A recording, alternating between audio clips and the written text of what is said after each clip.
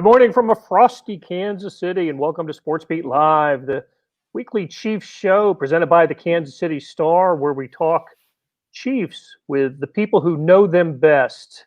Those are the columnists and beat reporters for the Kansas City Star, and you, the audience. So we want your questions and comments, and we'll talk. We'll spend the next half hour or so talking Chiefs. Let's introduce the gang. They really need no introduction, but since it's the last show of 2020, let's go ahead and introduce them anyway. Sam McDowell's here. Hello, Sam. What's going on, Blair? Good to see you. Sam Mellinger in the basement again. What's up, Sam? Honor and a privilege. Actually, the second floor. Second floor. Okay, very good. I'll write that down. Sam's on the second floor. Vahe, how are you, Vahe Gregorian? Hi, Blair. I just want to take a moment to tip my cap to Sam Mellinger for waiting till the last day of the year to have the lead of the year on a column. And I quote, "I don't know what I'm doing." I think it's something we can all relate to. Not with you, I mean ourselves. Just trying to be honest. I think that could be the theme of this show. And Herbie Teope is here. What's up, Herbie? You never sounded better, Herbie. Yeah, that was a good one, Herb. Could there be a better way to finish off this 2020 show? Okay, Beth, is it you or is it Herbie that we can't hear because we See ya. He is out. Tell you what, This is a survival episode. Every 5 minutes, somebody's going to get booted. right? You better bring the take strong here today, right? Well, I need Herbie back because we start the show with with him usually breaking down injuries and personnel. Herbie, are you there?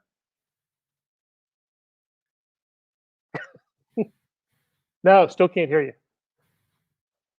All right, we'll get Beth and Herbie to work that out. Meanwhile, I'll go down the injury report. How about that? Because it was rather extensive. And Herbie, if you can hear us, just you start yammering, and I'll make sure we will acknowledge you. So on the injury list, Tyreek Hill did not work out yesterday with a hamstring. Sammy Watkins had a calf injury. Le'Veon Bell with a knee. Mike Remmers a back. But it's just one of those we'd usually talk about how that would affect the playing time and snap counts for the upcoming game Sunday 3:30 against the Los Angeles Chargers. In this case, however, I don't know how much a Tyreek Hill or Sammy Watkins injury is going to affect their snap count, especially Tyreek Hill, because as we learned yesterday from the Andy Reid press conference and the Chad Henne press conference, I might add, that there will be some new faces in the starting lineup for the Chiefs on Sunday, starting with Henne at quarterback, making his first start since 2014. He's appeared in a couple of games this season with, I think the finished up the Broncos game where he scored a touchdown and had and got some playing time against the Jets. And Beth tells me Herbie is back. Herbie, you there? Mic check. 1 2 1 2. There you go. Good to hear you. Always good to see you. This time, great to hear you, Herbie. Yeah. Okay, so we're just getting ready to start talking about the new lineup for the Chiefs. I wanted to ask you guys. We know Chad Henne's going to start a quarterback. Sam McDowell wrote about that this morning. Who else can we expect not to play on Sunday? And I guess maybe the better way to frame the question is who needs the rest? Who could use a day off and then the following week, the extended rest period? Sam McDowell, since you wrote about Henne, let's start there. Who else might not play on Sunday? I think everyone on that injury report, it doesn't make sense to rush anybody back. So Tyreek Hill, Travis Kelce's not on the injury report, but we saw him with a little knee injury last week. I think he sits. I think probably both running backs sit. I think Le'Veon, we know Clyde Edwards-Hilaire's out, but I think Le'Veon Bell probably sits as well. And then I think you give some of the guys that have just had a lot of mileage, as Andy Reid put it. I like Tyrann Mathieu. I'd be surprised to see him out there. I think maybe Charvarius Ward gets the day off. I'd be interested to see if Anthony Hitchens plays just because he missed last week. Maybe you don't want him to be off for basically a month. Chris Jones, Frank Clark, I think those are guys that could get days off. I think anybody basically that are those high-profile name guys that we talk about on this show all the time, I think all those guys are going to be sitting. There's no reason just to go halfway on this. If you're going to rest guys, then rest guys, and I think they're going to rest them all. What do you think, Kirby? Eric Fisher. Yeah, I tend to agree with that. And you go back to 2013, Andy Reid's first season here. If you remember that year, they clinched the playoff berth. They couldn't improve their position, and that was the Chase Daniel game. Alex Smith was inactive. Jamal Charles inactive. Dwayne Bowe inactive. Players who were dressed and didn't play. Eric Berry, Justin Houston, among so many others. 2015, obviously, they still had something to gain, so they went all out with their starters. 2017, Patrick Mahomes game. And there's no need to play these guys. And here's the key thing where a lot of people also have to remember. You can't have wholesale changes on the practice squad and bring them to the active roster, because what are you going to do with all these guys who aren't hurt? You can't place them on injured reserve. So, but you can rest them. You can rotate guys. I tend to agree with McDowell's list there. Those 6 players who are on the injury report yesterday, they probably aren't playing this week, and there's no need to put them out there. Blair, the only thing I'd add is just, when Sam referred to that term Andy used the other day about mileage on them, and he was using it, I think, specifically with Tyreek Hill and Sammy Watkins. But with Tyreek Hill, I still want somebody to get whatever you call it, a pedometer on something, and see how much he runs on any given Sunday. Because I don't know if he's still doing that 30 yards, after the play, running down the sideline stuff. But I would submit that nobody runs more in the course of a game than Tyreek Hill. And of course, with that hammy and all that other stuff, naturally he's got to be held back. So all this that you're asking too, though, leads to the question of just how disjointed this may or may not be on Sunday. I know we'll get to that, but it's very intriguing to think about just how it's going to look. It's going to look like a preseason game. I mean, if any of these key guys play, because again, you can't rest everyone, but you can rotate them in. And if anything, the first, second, third offensive series, defensive series, and then you start seeing wholesale changes. We've seen this before. This happens virtually every year in the National Football League. And I think when a team clinches, and I'm going to use this line here. In the NFL, there are trope stories you can rely on. In the offseason, it's so-and-so has changed his diet.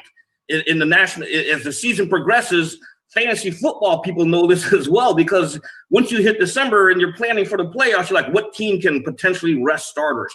And this is where we are right now with the Chiefs in a meaningless game. So if you want to keep some guys, at least give them some reps, this is the game to do it, and then you pull them back, because you can't rest everyone. Melly, you mentioned Eric Fisher too to the list. I think he's an important one to give some time off with his health issues this year. He's their best lineman now. Mitchell Schwartz isn't going to come back probably, and Eric Fisher's their best lineman. And we saw what he looked like in that Saints game when he's hobbling around with a bad back. So and that's a guy with mileage, right? He's a veteran. This is his 7th, 8th year or whatever. He doesn't need the reps. You know what I mean? He knows what he's doing. So I'd absolutely want him as healthy as possible for sure. I mean because that line, man, that is the last 2 or 3 weeks, they've been getting beat a lot. And again, without Schwartz coming back, their best pass protector, they're going to have to figure some things out. And whatever solution that they have for that in the playoffs, is going to depend. It's going to have an outsized dependence on Eric Fisher being his best self. I think some of Mahomes' issues over the last few weeks, month or so, can be traced to this offensive line play of recent weeks. Blair, I'll take over your hosting duties here. If they don't play Eric Fisher, because I don't see Mike Rimmers playing, and maybe this question is best for Herbie, who plays tackle? I think that's one of the key questions on Sunday, is because you've got Yasir Durant, but do you really want to shift Andrew Wiley out wide and have one of your regular starters play a position that he's only played once all year? I'm not sure who plays tackle this weekend. Well, you could probably that's a key question. Is Martinez Rankin going to be active? Remember, he was inactive last week. The key thing here is with the new COVID rules, normally you have 48 players active on game day, okay? But you can have up to 8 offensive linemen to have 55 as opposed to a 53 active roster. So this is where you see the fluctuation in who's inactive. Sometimes you see on any game week 5, sometimes you see 7. But you can have up to 8 offensive linemen active for game day.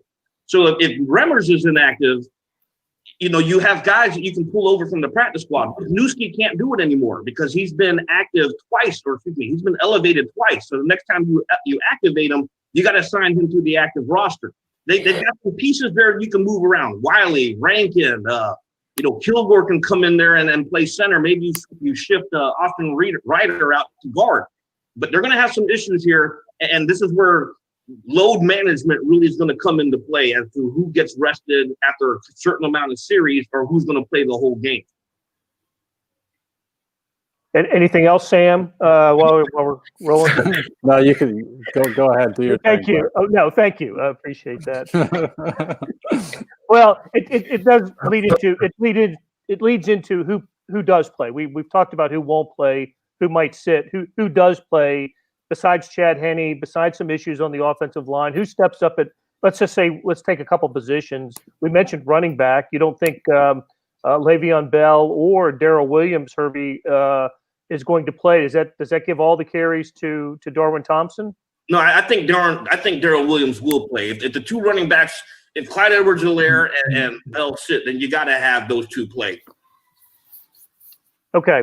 So let's just Le'Veon Bell doesn't play, CEH doesn't play, but we'll see Darrell Williams and Darwin Thompson. Or maybe Elijah McGuire pulled up from the practice squad. Okay. How about wide receiver? No Hill, no Watkins. Who gets the bulk of the targets? If I'm DeMarcus Robinson, I'm clamoring, please let me get in there because he's in a contract year. So if you want to leave a lasting impression on the final preseason game, DeMarcus Robinson, don't forget, he was open. Patrick Mahomes threw it. He caught the touchdown. How about Byron Pringle getting some snaps, Herbie? Pringle too. He's a prime candidate. All right. So so Robinson maybe leads the team in targets on Sunday? That's what I think. And listen, Robinson also, I think the longest completion of Mahomes' career was an 89-yarder to Robinson in a Week 17 game his first year against Oakland. I think, if I'm remembering that right. So they don't seem to have other options. Like at linebacker, you've got to probably going to have to play Willie Gay again. I don't know about Ben Neiman. I'd be surprised to see him. Yeah, he was on the injury list today. And at cornerback, is this where we see maybe Bo Peep Keys a little bit this week, or maybe Armani Watts in the secondary? Yeah, or maybe I'm curious if we see DeAndre Baker at all. Now they've already elevated him twice, right, Herbie? So I think you'd have there's a little bit of a trick there, but I'd love to see DeAndre Baker on Sunday. He's one of the prime defensive guys that I'd really like to see. I think Baker on defense and Darwin Thompson on offense, because I think Darwin Thompson's in a situation where he's got to prove something, if not for this year, then for next year. Ron Locklear asks, what about McCole Hardman? I think he's a prime candidate to get some targets this Sunday as well. All right, what about the history of Herbie mentioned the 2013 game for the Chiefs. There was also the 2017 game where they're in the similar situation. Andy Reid tends to do this. His history, there were 4 opportunities for him to sit starters, and when he was with the Eagles, and where he locked into the seed before the playoff. This is the 3rd opportunity in Kansas City. And what's the history of Andy Reid coach teams with after sitting starters? How did it impact their their playoff momentum, if you will? Just the way the team was playing. Was there any? I think we can agree that the Chiefs are coming off one of their worst games of the season. Listen, when you're 14-1, sometimes victories count as worst games of seasons. And the 3-point escape of the Atlanta Falcons. is this coming at a good time? I mean, is this sitting starters having an additional week of rest? So maybe Mahomes not playing for 2 games, 2 weeks, 3 weeks in actual time. Same with Tyreek Hill, same with Kelsey, perhaps some defensive players. What's the history of Andy Reid on these occasions? Who's doing that story this week, by the way? Well, hey Blair, I'll speak to it real quick from something just that I wrote the other day, and somebody else may have gone or be going more in depth. But the one thing that, in the sort of positive vein, if you want to call it that stands out is in 2004 when he was with the Eagles. They were 13-1. They lost to the St. Louis Rams to fall to 13-2, and then they still decided to bench their starters in the last game with a bye. So they lost that. They got drilled by the Bengals in the finale, 38-10, and now they have the bye. And ho hum, they beat. I think it was. I think it was Minnesota in the next game, and then Atlanta to go to the Super Bowl. So that certainly suggests that you can shake off some rust. You can even be on a little bit of a downbound trajectory, if you want to call it that, after the last game. I mean, they actually lost that 15th game to the Rams that year, as opposed to getting by the Falcons this year. So there's that. I mean, we should note they have lost both the games after sitting starters here, but each of those was a little different because it was there was no bye. Correct. We're not talking about an additional week. Right. Yeah, I think the situation is a lot different because they have a bye. And so I think it's hard to compare this to 2017 because now, like you mentioned, Blair, I mean, you could be going 20 or 21 days without a football game.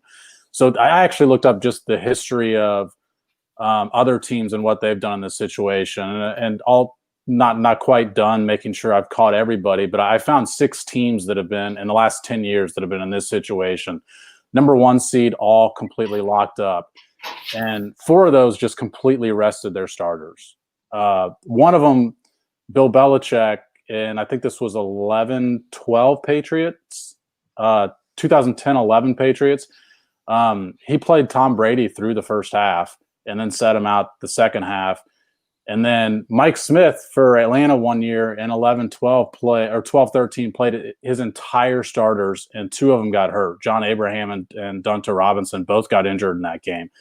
What's interesting is there's one commonality between all 6 of these, and none of them went to the Super Bowl. So all 4 teams that rested their starters completely, only one of those even won their next game. 3 of them lost in the divisional round after having, basically in real time, a 3-week layoff, 2 actual football games off, but three weeks between games. So the history is really not great for these situations, for these teams. And of course, how much does that actually factor in? I mean, I guess that's up for the viewer to decide, but I don't know whether there's something to it or not. The Ravens obviously are the most recent example last year. They rested 6 Pro Bowlers in the finale and got trounced by the Titans in the first game. Looked terrible. One thing, yeah, I wonder if we make too much of this in the moment, and I'm not blaming any of us. We need content, right? But you can rest guys and lay an egg, and there's also a lot of teams that have played guys and had a terrible first playoff game. I think what matters more than, and this is just, I'm filling in some blanks here, but I do think that Andy Reid referenced it yesterday in his availability, is that he trusts these guys to use the time wisely. And I think that what we're getting at is whether their sharpness in 2.5 weeks in their first playoff game, I think is going to depend a lot more on how they use these 2.5 weeks than it is whether they play on Sunday against the Chargers or not. Does that make sense? I think that you can either lose or retain some of that sharpness while losing or retaining sort of your physical regeneration, getting fresh for the playoffs. A lot. I think what happens in practice and between the Sundays is more important in that way than whether these guys play on Sunday against the Chargers. In a game that doesn't mean anything to the Chargers either, right? Unless, play for pride and Anthony Lynn's job, some of that stuff. But, it's not like they have a playoff spot on the line either. The thing I keep coming back to, and it's maybe kind of a funny way to put it, but I feel like Andy Reid, you know, has a sense of how the engine is purring or not purring, or what it needs to. He's the guy at the controls and can feel it, you know, feel the pulse of it all in a way that I can't. And I think that in the end is the most important thing. It's knowing your team, having a feel for what you have. Now, the trick here is you could theoretically make a right decision and just lose a game, or you could theoretically make a wrong decision and still win. But I do keep kind of getting back to the need for feel of what your team requires, what it has. And the truth is, the result is going to be what tells us whether they got it right.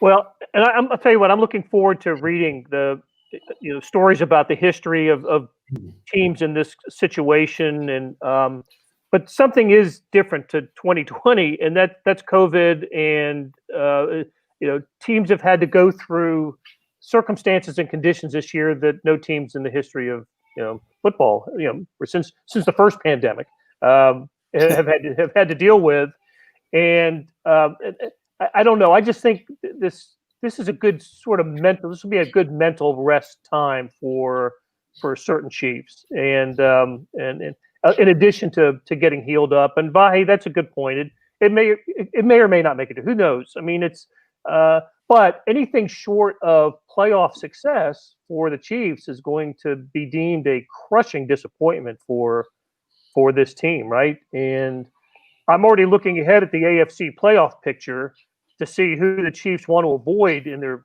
first game, and we can get into that in just a second. But before we do, I just wanted to. John Gordon reminds us that the Chiefs had the bye last year, not a double bye, but they played their starters in Week 17, then had the week off, and they were down 24-0 to the Texans right out of the gate. So.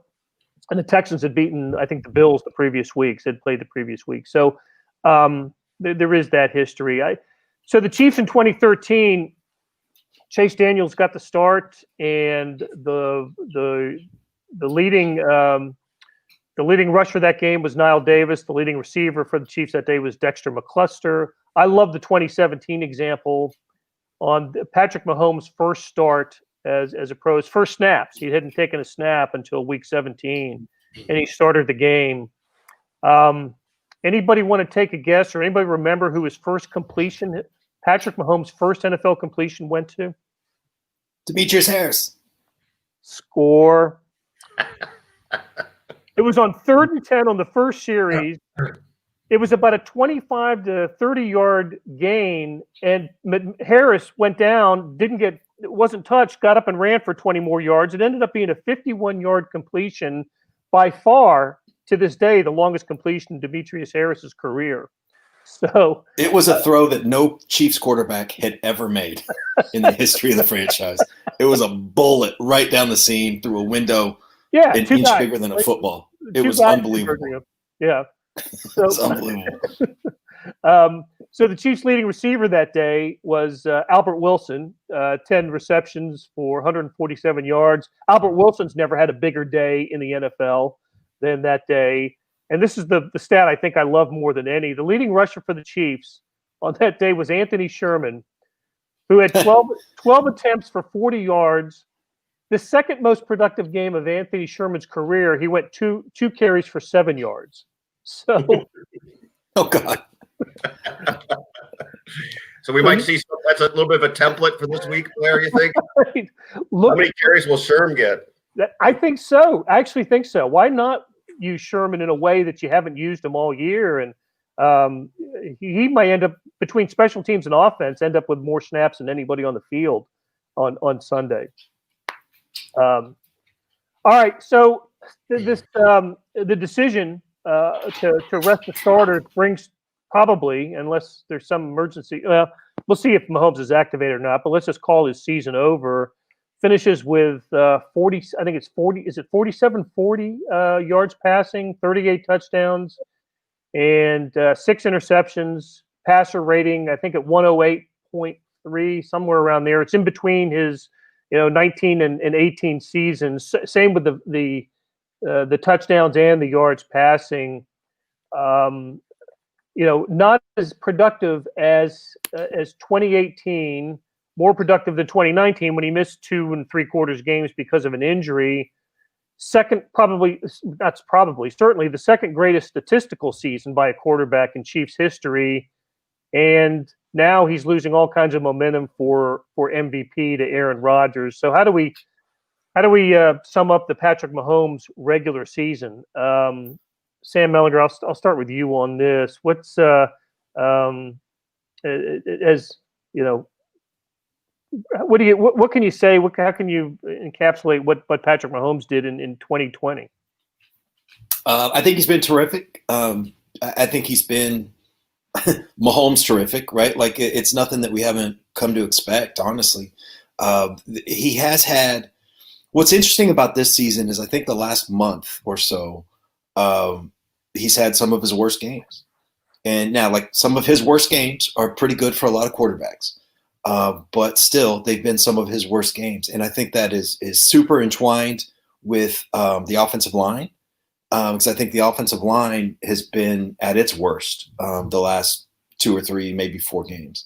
And they've got to figure something out with that. The Falcons game in particular, it looked like that Mahomes was like kind of fooled by some blitzes and some pressures that the Falcons were bringing.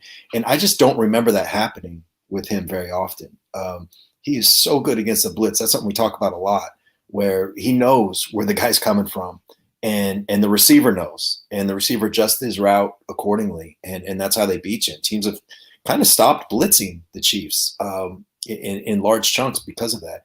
And the Falcons may have figured something out. I thought Jeff Schwartz made an interesting point on Twitter about one blitz in particular that the Falcons did. There was just a very unusual look that you don't see. There was no safety over the top, so there was no tell that a blitz was coming. It was from a place in the field that they usually don't blitz from.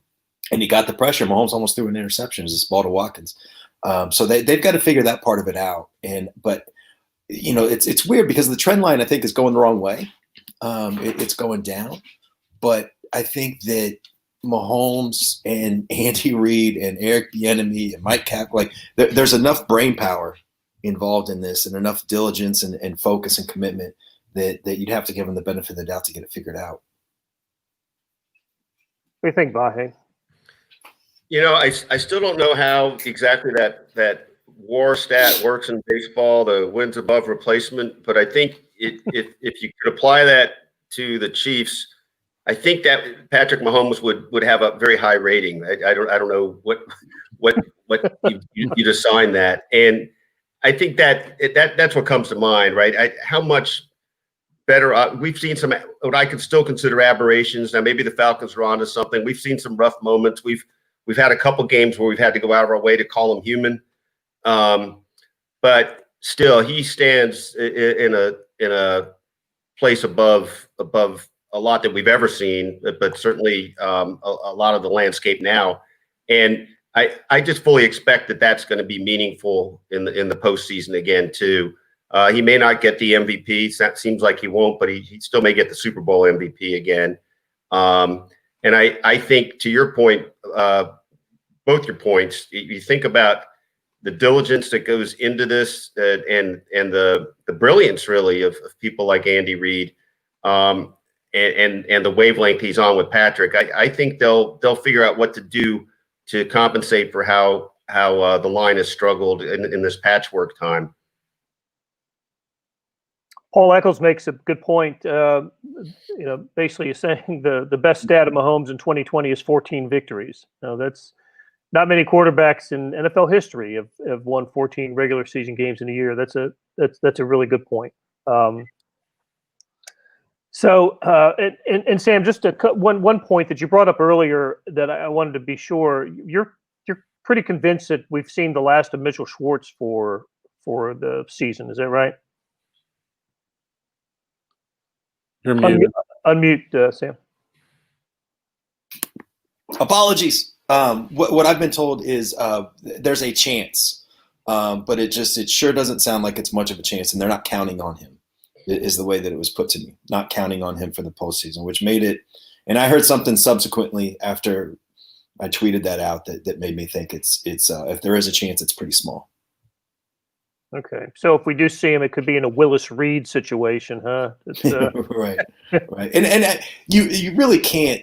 I mean, he's just one player, 1 out of 11, right, on the offense, but he is their best offensive lineman, and it's kind of a weird deal because I think going into the Buffalo game, which is the last time he played, I think one of the defining characteristics of his career is reliability. That he answered the bell. He had like an 8,000 snap streak or whatever that was ended with one missed snap in the Tennessee game last year.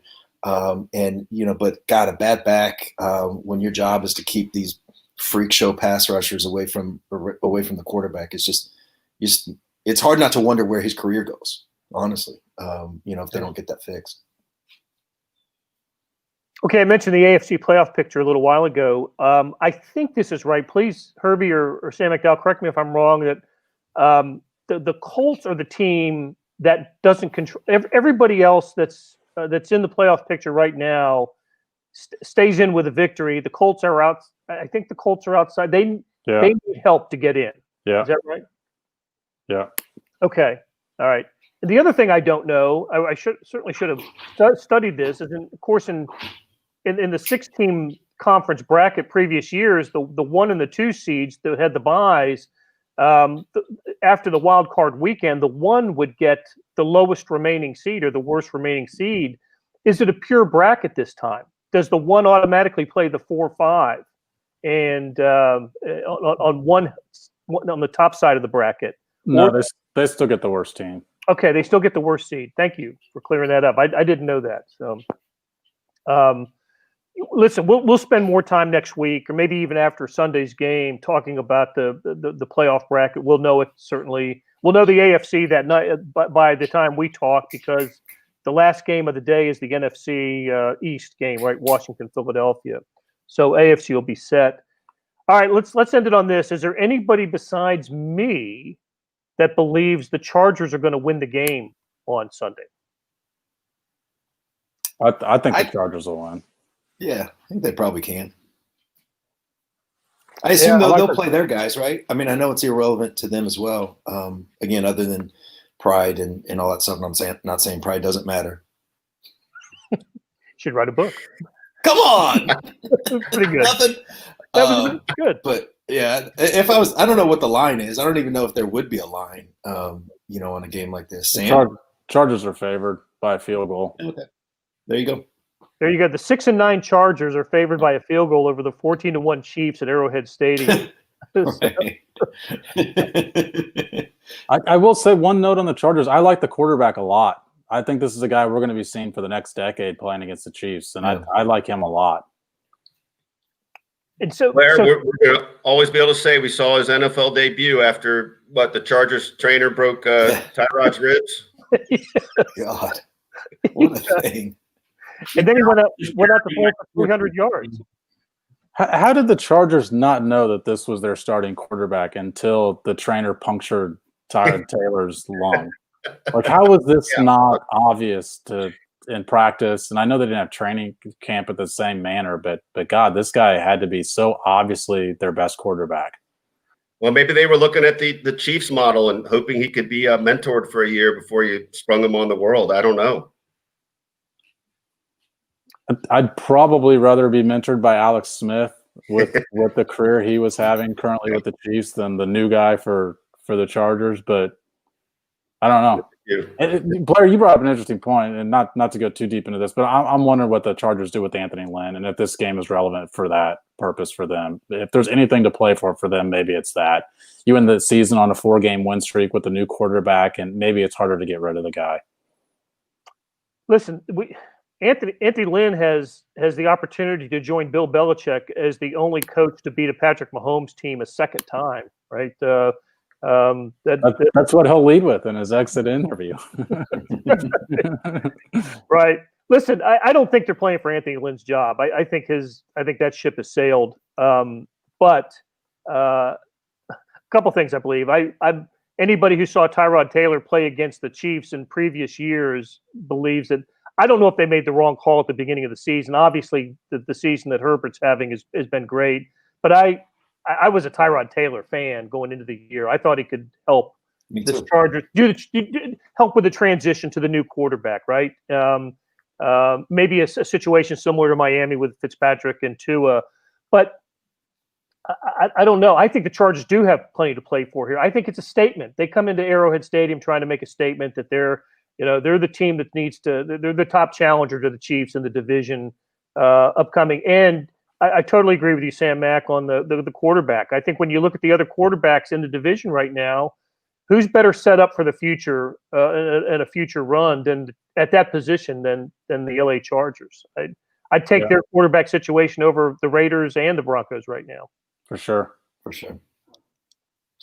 This is all making me nostalgic for being not just at the games, but down in the catacombs. I think the last time the Chargers had a coach's job on the line, it was our last time in San Diego for a game, and after the game, the Chiefs won, and somebody passed the coach in the hallway right after he got fired. Just said hi to him. I can't even remember who that was. So it makes me wish we could be downstairs to see the nitty gritty. Mike McCoy was the coach who had just got fired after the game, right? Like, of all the reasons to want to be at the game, though, it's just to say, "Hey, buddy," to Anthony Lynn after he gets fired. I just wanted, because we want to take the reader where they don't get to go. All right, Stefan, you were absolutely right. The objective of the season was to run it back. They're doing what they need to do. Totally agree. And for Brian, for Ron, for Paul, we're going to get into more about the teams that should scare the Chiefs the most in the playoffs the next time we get together, which will be Sunday after the game. 3:25 kick at Arrowhead. The game's on Fox, not on CBS, even though it's two AFC teams playing. Sometimes I don't know how that works, but it's on Fox. And we'll end it here. So I'll say goodbye to Sam, Vahe, Sam, and Herbie. Herbie, good to see you again. We got you. Good to get your voice in after that little snafu at the beginning. So always good to see you again, Herb. And thank you, audience. Can't do it without your questions. Really appreciate that. And we'll talk to you again on Sunday evening.